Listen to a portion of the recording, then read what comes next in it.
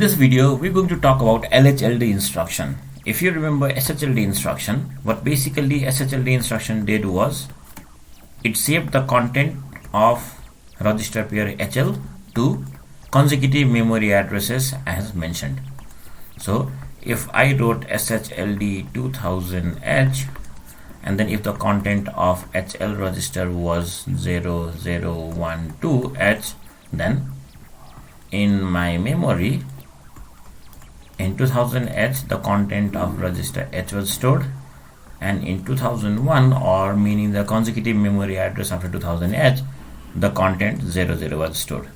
So now we see how LHLD works.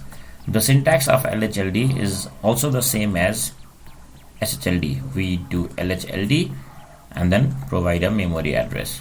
Suppose we want to load these two content into our HL pair, then we can use LHLD 2000H. So what this basically does is go on to the memory location 2000H and then find its data and then load that particular data in register L, which means value 12H come to L and then the value 00, which is in consecutive memory location, comes to H.